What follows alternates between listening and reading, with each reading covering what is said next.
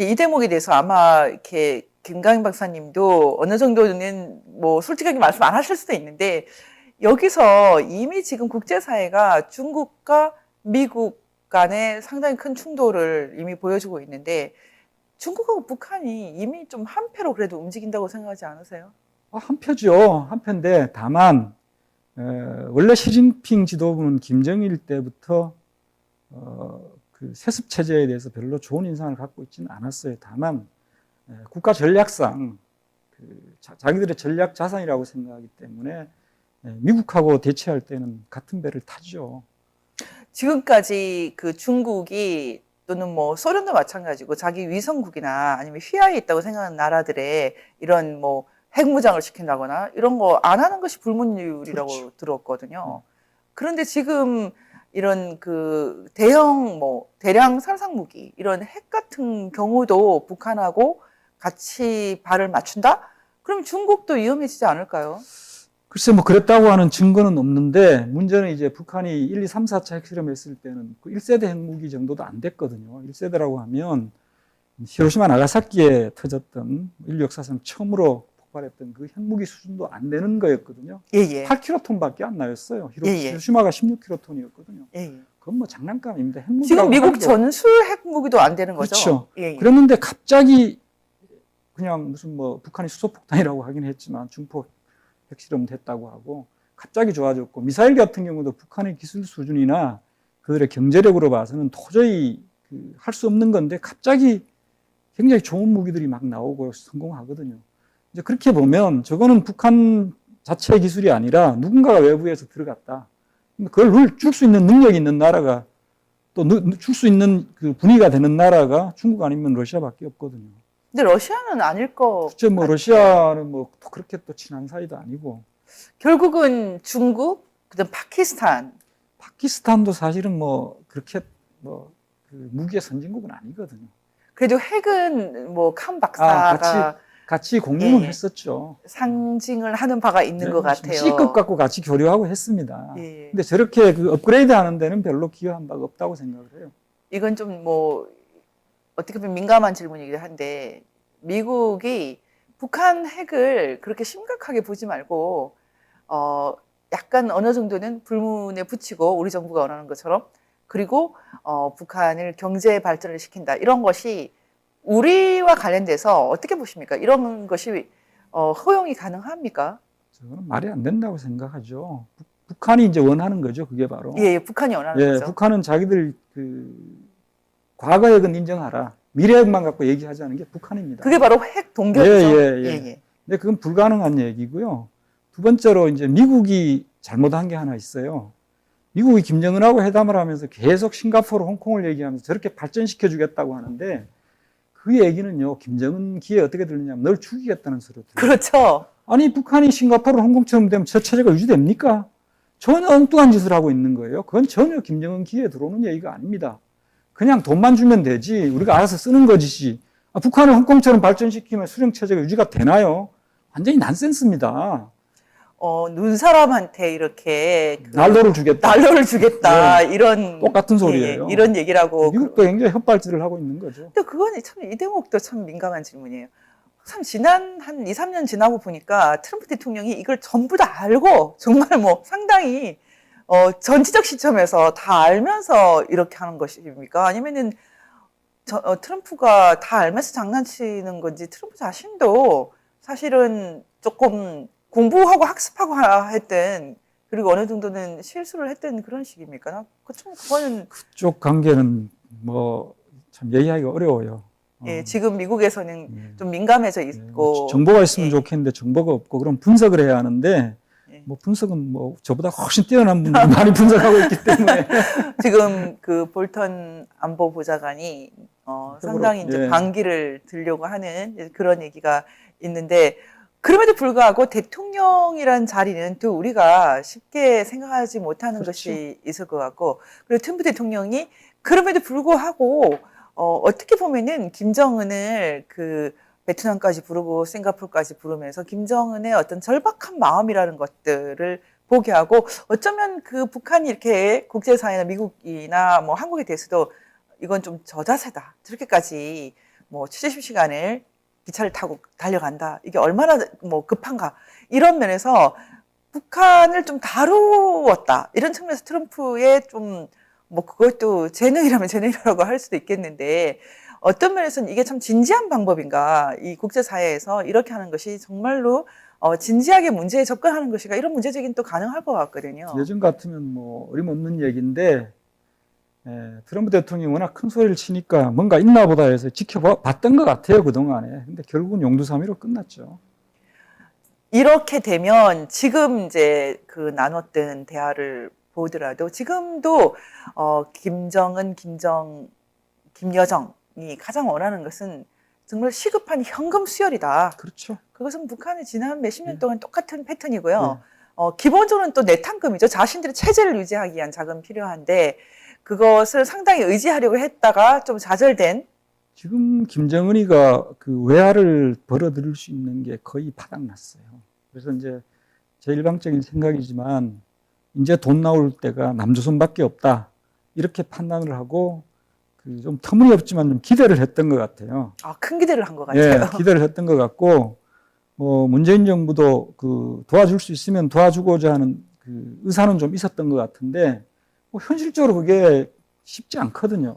또 그렇게 보면 개성공단이 상당히 쏠쏠했던 것 같아요. 개성공단이요. 그 문 닫기 직전에 그 한 해에 8,900만 달러예요. 1억 달러도 안 됩니다. 물론 1억 달러 안 되지만 북한한테는 꽤 유용한 돈이죠. 체제, 그러니까 뭐 소위 말하는 내탕금이라고 지금 표현하는 그 체제 유지 자금으로는 유용하죠. 예. 예. 뭐 전 국민을 먹여 살린다 이런 개념이 그 약한 것이니까. 그 돈으로 그런 데 쓰지 않죠. 예.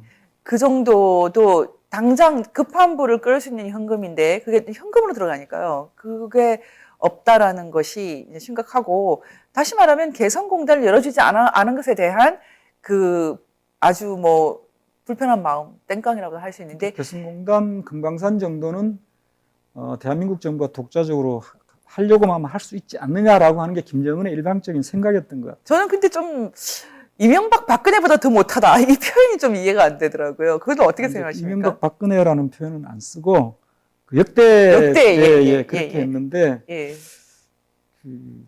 그만큼 기대를 많이 했다는 뜻인 것 같아요. 그런 것 같아요. 거기다가 저는 뭐 아예 그 이렇게 말하자면은 그 옥류관 주방장까지 끌어들여서 그거는 좀 뭐 망신을 주겠다는 것입니다. 근데 그쵸? 국수라는 건 도대체 뭡니까? 북한에서 냉면이라는 용어를 잘 안 쓰고요. 냉면을 국수라 그러는 거죠. 국수라고 하고 냉면은 서울 말입니다. 그렇다고 해서 냉면이라는 말을 전혀 안 쓰는 건 아닌데 그러니까요. 기본적으로 국수라고 씁니다. 쉽게 말하면 냉면은 잘 먹더니 뭐 이런 뜻이죠. 이제 뭐 좀 이제 그 거칠게 표현하면 엿먹이기 위한 방법으로 아마 옥류관 주방장은 자기 이름으로 그런 게 나간지도 모를 겁니다.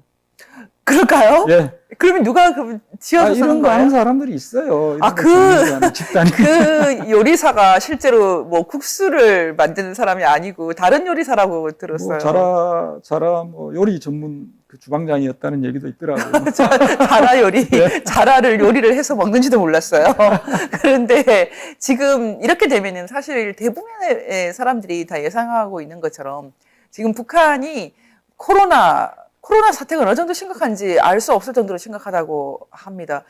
이 코로나 사태를 맞아서 그 중국의 도움도 받기 힘든 이 상황에서 지금 한국에 강력하게 지원을 요청하는 메시지로 들어도 된다. 그렇죠. 예.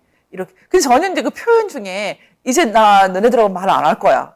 이런 식의 표현이 거의 포기한 것 같아요. 예. 임기가 이제 2년 남았는데 지금 이제 뭐 남북 공동연락사무소 폭파부터 해서 앞으로 이제 단계를 나눠서 해코지를 많이 할 겁니다. 이 정부가 어떻게 대응하느냐에 따라서 또 강도나 속도나 뭐 이런 게 빈도가 좀 달라질 텐데 아무튼 거의 뭐 포기한 단계 같아요.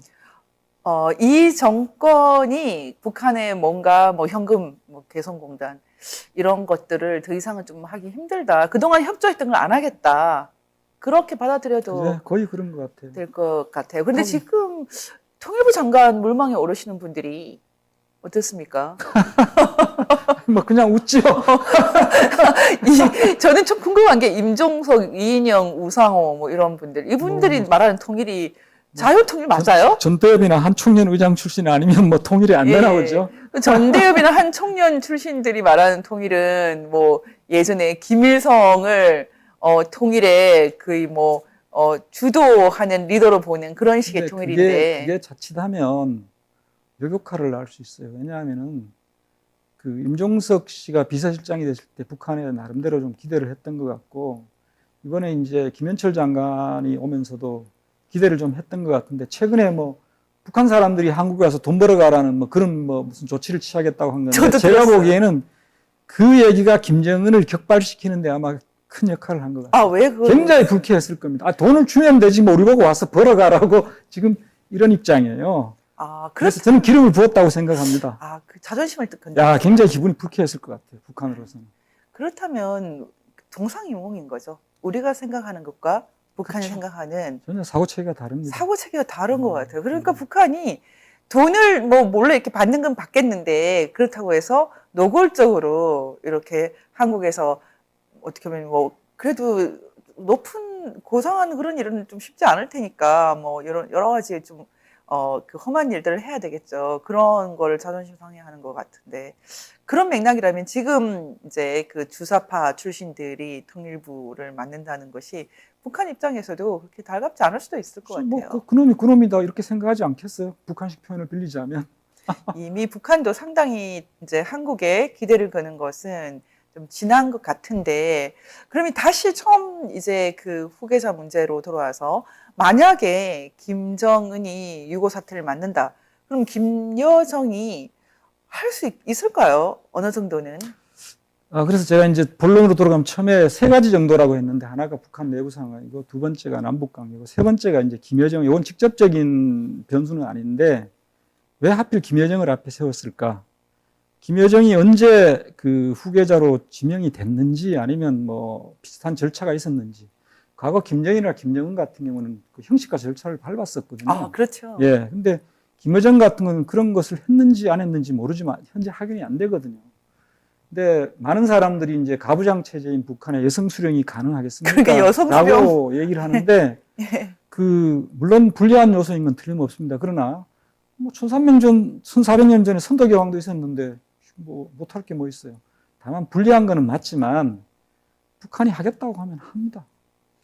김정은이 아들이 없고 딸만 있다 그러더라고요. 아들이 있다 하더라도 지금 뭐 젖먹이 수준인데 안 되죠. 그래서 그렇다고 남 줄 수도 없고 그러니까 아마 궁여지책으로 김여정을 내세운다고 봐요. 근데 김여정이 갑자기 나타나면 사람들이 적응이 안 될 거 아닙니까? 그래서 여자지만 비록 여성이지만 남조선을 막 장악하고 흔들고 팔아.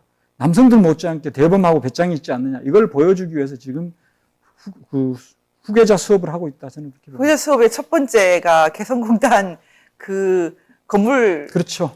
없애는 건가요? 김정은 때도 뭐 천안함 연평도 사건. 그러니까요. 예. 천안함 연평도 뭐 개성공단은 뭐 그래도 우리가 죽는 것은 아니긴 한데 이런 방식이 전형적인 제가 생각할 때는 비적대 행동입니다. 그리고 야만적인 행동인데 김여정이 만약에 후계자가 됐다고 할 때요 수권 능력이 있을까요? 일단은 그 김정은 입장에서는 소프트 랜딩을 해야 되고 대책 없이 뭐 김정은이 엎어지면 그 다음을 기약할 수가 없잖아요. 그래서 김여정이라도 해서 이제 자기 나름의 안전판이겠죠. 일종의 안전판을 만들어서 소프트 랜딩을 시킨 다음에 그 다음은 아무도 장담을 못해요. 그러나 일단 김여정으로 순조롭게 권력 이양을 해놓으면 그 이후는 뭐 김여정이 알아서 해야죠. 김여정은 지금 뭐 가족이 있습니까? 남편이나 결혼을 했다는 얘기도 있고 하지 않았다는 얘기도 있고 나이가 이제 30살이 넘었잖아요. 예. 88년, 89년생이니까 북한에서는 보통 25살 정도면 결혼을 해요. 뭐 김여정 같은 경우는 조금 다를 수 있지만 해도 알 수가 없죠. 북한에서 김여정이 결혼했습니까? 이런 물으면 정치범 됩니다. 그래요? 네, 수령의 가족 관계에 대해서 물으면 그건 정치범입니다. 김정은 같은 경우에 이설주랑 결혼을 하고 둘이 같이 나오고 굉장히 어색했어요, 사실은. 김정일은 그런 경우가 없기 때문에. 근데 김여정 같은 경우에 만약에 남편이 있다 그러면 그 남편이 권력자일 텐데요. 자동으로. 그래서인지 모르겠는데 일단 이 대목은 가로가 쳐져 있는. 북한이 철저하게 하는 것 중에 하나가 고위층과 사돈 맺지 않아요. 그런데 최용해와 최용의 아들 그거는 북한 시스템을 모르고 하는 소리입니다. 최용의 아들과 결혼했다는 것은 말이 안 되는 얘기예요. 아, 그건 왜 그렇습니까? 외척이 바로 하는 거는요. 예, 예. 광조 시대 때에도 금기였어요. 외척이요? 예. 조선 시대 때도요. 태종 예. 이방원이 예, 예. 세종을 후계자로 해서 자기가 상왕으로 물러남고 하기 전에 세종대왕 그 외척을 다 억지로 누명을 씌워서 민씨를 전부 척결했어요. 세종대왕이 휘둘릴까봐 외척에. 북한은 그 더 철저합니다. 북한에요. 고위층들끼리 결혼 못합니다. 예를 들어서 호위국에 누가 가면요. 중앙당에 친척이 있으면 못 들어갑니다. 그러니까 최용의 아들하고 결혼했다는 거 그건 최용의 말도 안 되는 소리입니다. 저는 처음 듣는 순간에 말 안 된다고 생각해요. 최용해가 사실상 장악을 했다는 뜻이 그건 말이 안 되는데 돼요. 그건 가능성이 없다. 최용해는 권력 장악하는데 굳이 김여정이하고 결혼할 필요 없어요. 사돈 맺을 필요 없어요. 그냥 그래요? 장악하면 되지. 굳이 뭐하러 장악. 그러니까 결혼을 통해서 한 것은 좀 무리가 있는 얘기다. 이렇게 그건 북한의 그 시스템을 모르는 소리입니다. 예. 절대 그 배경 없는 평범한 사람하고 결혼시킵니다. 예. 김여정이 결혼을 했다 해도 그 최용의 아들하고 한 것은 아니다. 이것이 지금 이제 우리 김 박사님의 의견이고요. 그래서 북한이 뭐 언제든지 예외는 있으니까 또 다 물론 예외는 있을 수 있죠. 예, 예. 예. 그러나 예. 기본 원칙이 그렇다는 거죠. 근데 그래도 사람들이 아무리 그래도 김정은이 형이 김정철이 있는데 왜 김정철은 이런 경우에도 완전히 배제되나 이런 것도 예, 그런 의문도 있을 수 있는데요. 김정철 같은 경우는 김정은이 등장하기 전에 한 1년 정도 한번 그 테스팅 기간을 거친 거로 알고 있어요. 근데 결국은 아니다라는 결론을 내렸고. 김정일이 테스트한 건가요? 그렇죠. 살아있을 때. 그 첫째, 본인의 권력 의지가 없어요. 그리고 두 번째, 그 사람이 너무 성격이 안 맞고 또 뭐 그 남성 호르몬제를 너무 많이 과다 투여해갖고 지금 뭐 좀 이상해졌다는 거 아닙니까? 근육 키운다고 호르몬 과다제. 지도자로 키워보려고 했던가 예, 보네요. 시도는 했었던 것 같아요. 예, 한때 예. 중앙당에 김정철 사진이 걸리고 잠깐 하다가 아마 지금 태영호 의원 같은 경우는 김정철의 뭐 그 기타 에릭 클랩튼 예, 예. 연주에 표를 사준 걸로 그렇게 되어 있는데 커넥션이 있다고 봐도 되겠죠. 아니 뭐 그거는 그 시키면 하는 것이지 예, 예. 뭐 특별히 개인적인 관계가 있는 것 같지는 않아요. 그래도 태호 의원도 북한에서 상당히 그 북한에서는 권력이 있는 집안 출신이죠. 그렇죠. 이제 뭐 처가 쪽이 처가 쪽이 특히 그렇죠. 예, 예. 알치산 집안이니까. 예. 예. 야, 북한에서 항일 빨치산 집안으로 알려져 있는 그 외교관 출신이 한국에서 국회의원이 된 그 자체도 정말 그렇죠. 상전벽해예요. 태영호 의원 같은 경우는 그 탈북민 출신으로서 지역구 국회의원이 됐다고 하는 그 자체가 굉장히 큰 뉴스입니다. 굉장히 큰 뉴스죠. 전국구하고는 예, 또 예. 달라요. 예, 북한 예. 사람들이 지역구 전국구라는 개념도 없을 텐데 없죠. 예. 분명히 궁금해할 거예요. 예, 예. 그리고 이제 삐라 얘기가 아까 하다가 잠깐 말았는데 북한의 이번 실수예요. 저거 삐라 얘기를 공론화한 것은. 왜냐하면 북한이 탈북자라고 하는 것도 공개적으로 인정하지 않았습니다. 지금까지요. 예, 예. 예, 예. 주민들한테 탈북자라는 얘기를 하지 않았는데 공개했고 더욱 재밌는 것은 삐라에 도대체 뭔 얘기가 실렸기에 최고 존엄을 그렇죠. 근데 예. 뭐 어떻게 했는지 예. 최고 존엄을 뭐 건의를 훼손했다고 하는데 어떻게 했는지 또 남조선에 가면 탈북자가 삐라도 뿌릴 수 있나? 그러니까요. 그런 저런 박상학 씨가 그 김여정한테 시금방지다 그랬어요. 예. 그런 저런 궁금증들을 불러일으킨 것은 굉장히 모험이었죠. 그렇게 보면 박사님 마지막으로 벌써 저희가 오늘 사실 20분 얘기하겠다는데 1시간 됐어요. 그래요. 근데 얘기하다 보면 2시간도 갑니다. 그런데 그렇게 보면은 저는 이 담화문을 보면서 느꼈는데 북한 남한이 옛날에 참 멀었거든요. 사실은 뭐 아프리카보다 더 먼 나라 같이 느껴졌는데 이 정도면 좀 가까워졌다 이렇게 볼 수 있습니까? 지금 뭐 교통통신이 워낙 발달했는데도 불구하고 아직도 우리가 북한을 가려면 그러니까요. 대성공단이나 뭐 육로로 못 가고 베이징으로 돌아가잖아요.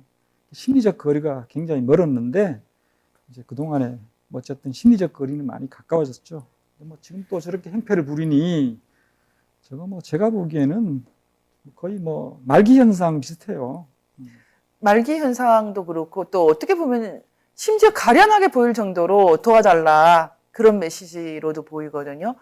정말 뭐 이렇게 돕는 것이 평화다라고 우리 정부가 계속 말해 왔는데 박사님 생각으로는 이렇게 되면은 제가 생각할 땐 일단 그 가치 위기가 너무 큰 것 같아요. 북한이 마치 상전처럼 군다거나 이런 경우에 지금 안보의 측면에서 또는 가치의 측면에서 국가 가치의 측면에서 우리가 어떤 태도를 유지해야 될지 좀 말씀해 주세요. 저는 대한민국에서 그 북한 문제를 다룰 때 가장 기본 전제가 북한의 주인은 북한 주민이다. 모든 것이 북한 주민에 초점이 맞춰져서 그들을 중심에 놓고 접근을 해야 되는데 지금 우리 정부나 이쪽 사람, 소위 진보라고 하는 사람들은 권력자에게만 초점이 맞춰져 있고 거기에만 관심을 갖고 그 사람은 안위에 신경을 쓰지 2천만 북한 백성들에 대해서는 전혀 관심이 없습니다. 심지어 인권 문제가 나오면 반발을 할 정도로 이것은 역사에 죄를 짓는 것이고요. 우리가 한 가지 상기해야 할 게 있어요. 그 2000년대 이후로 정권이 여러 번 바뀌었는데 쟤들이 끊임없이 행패를 부렸거든요. 그런데 박근혜 정부 때 한번 우리가 반격을 하니까 주저앉았어요. 그러니까 우리가 쟤들을 요구를 들어주고 상전처럼 해서는 절대 끌려다닙니다. 저는 그래서 최홍만 선수가 동네 꼬마한테 팔이 비틀어져서 죽겠다고 아우성치는 거하고 똑같은 장면을 연상해요. 이렇게 돼서는 안 되는 거예요. 원칙적으로 대하고 당당하게 했을 때 남북관계의 건전한 발전도 가능하다고 봅니다. 저는 제가 경기도민인데 경기도지사가 무슨 전쟁 뭐 이긴 전쟁보다 무슨 평화가 낫다니 이런 말을 하는 망언인데요. 왜 어떻게 그러냐? 이런 말을 하죠? 북한은 전쟁할 능력이 없고요. 대한민국은 전쟁할 의지가 없습니다. 한반도에 전쟁은 없어요. 도발은 있을 수 있지만 전쟁은 있을 수 없어요. 왜? 밥도 못 먹는데 무슨 전쟁을 합니까? 그리고 이 사람들이 자꾸 대한민국 국민들에게 공포감을 주고 있는데 공포감을 주죠. 북한은요 전쟁할 능력이 전혀 없습니다. 병력을 움직일 능력도 없어요.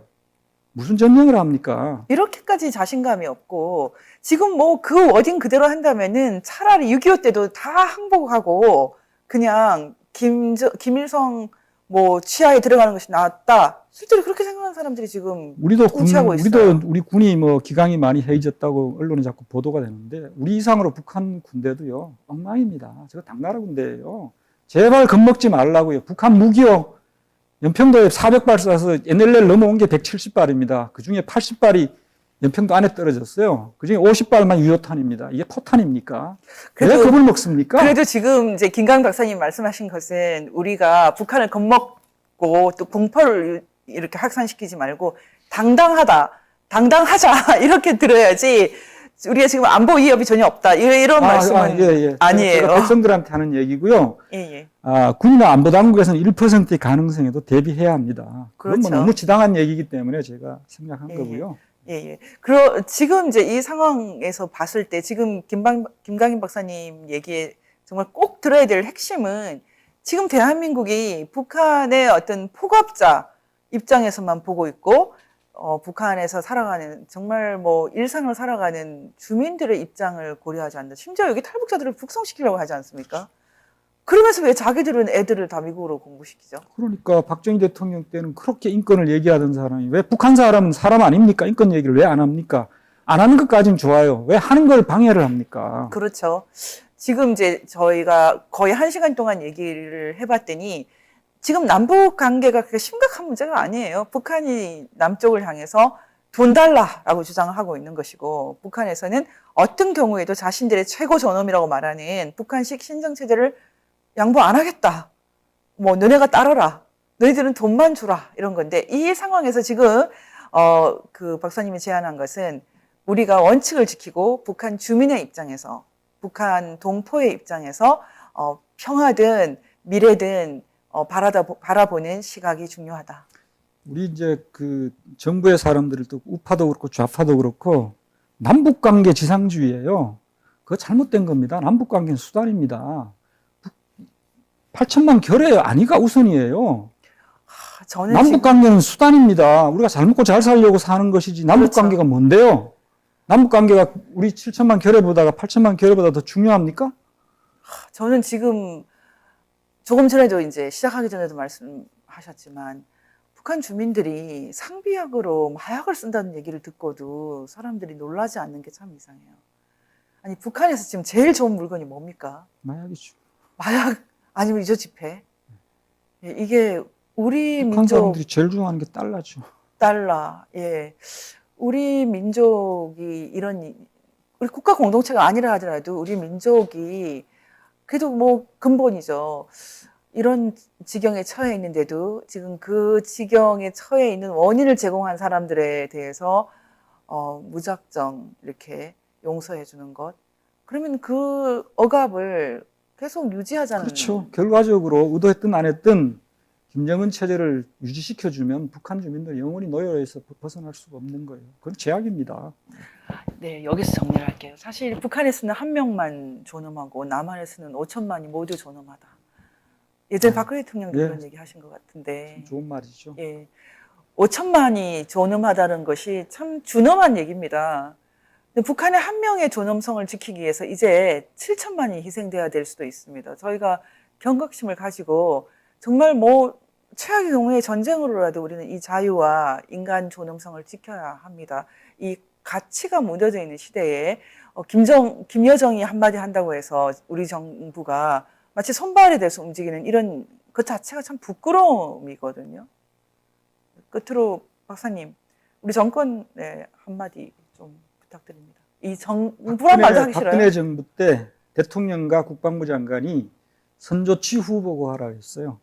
원칙을 세우고 선조치 후보고 하면 큰 문제 없습니다. 우리가 지금 경제력으로 봐도 50배 이상이에요. 쟤들한테 겁먹거나 비굴해질 이유가 하나도 없습니다. 예. 그래야 훗날에 통일됐을 때 2천만 북한 백성들을 우리가 떳떳하게 만날 수 있는 거예요. 오늘 대화 1시간 나누면서 정말 좋은 중요한 교훈을 남겼습니다. 우리가 당당해야 됩니다. 당당해야 되고 북한을 향해서도 북한 주민을 향한 마음으로 모든 정책을 기획해야 된다. 오늘 교훈이 아닌가 생각됩니다. 함께 해주셔서 감사합니다. 네, 감사합니다. 예, 박사님.